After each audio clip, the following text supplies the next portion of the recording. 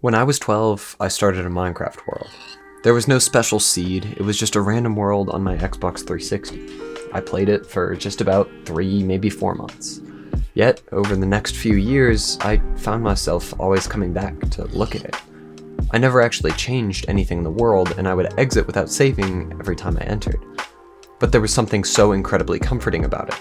Something so comforting about the small house that I built in a cave with my sister. Now, I feel almost nothing entering back into that world again.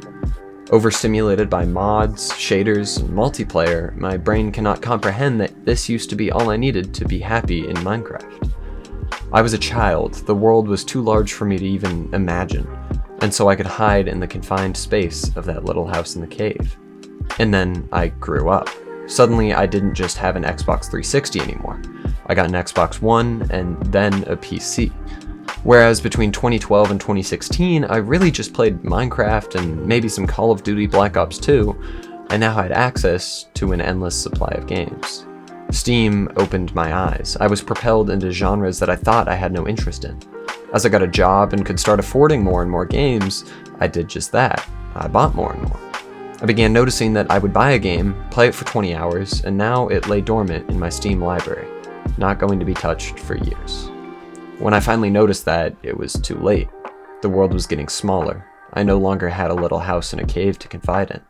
The terrifying idea that I would be an adult was now an absolute, concrete fact. I was an adult. As a kid, video games were simply my way to relax, chill out, but now, the more competitive the game, the more drive I have to play it.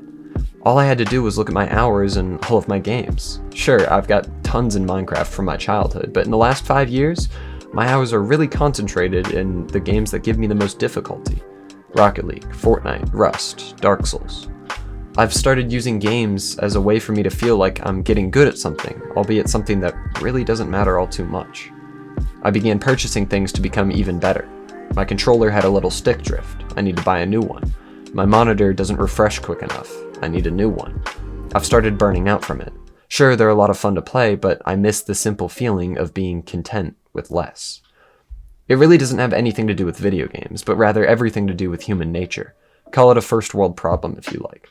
Someone might be content with what they have at a given time. Maybe they're making $60,000 a year, driving an older car, but they're relatively happy. They're content. Now, give them access to millions of dollars, expensive hypercars, and all the luxury in the world. Do they become happier? No. They just become content with what they have. That's just human nature. Try to take their newfound wealth away, however, and they become resentful of what used to be their life. They are no longer content with less. This isn't necessarily a bad thing. If humans were content with their life forever, we'd still be hunters and gatherers. We wouldn't be pushing technology to the limits, finding out how to live longer, cure disease, move faster, explore more. The same sort of concept can be applied to another massive part of my life, and I'm sure of yours: media.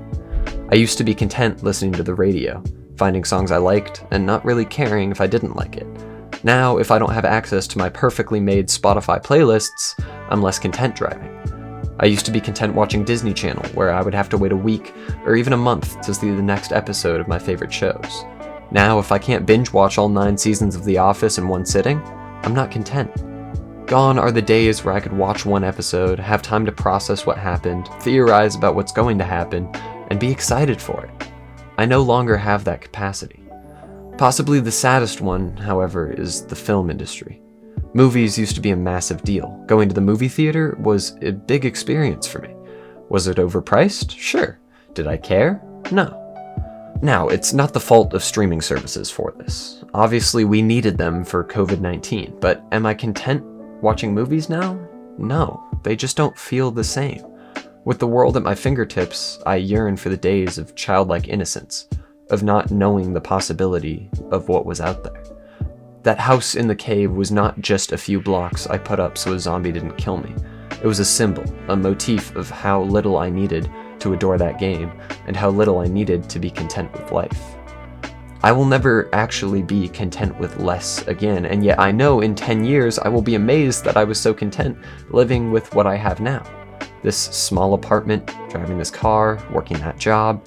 It's an ever-changing, all-being tragedy. So be intentional. Know that this is temporary, and love it for that reason alone. This has been Nostalgist. Thank you for watching.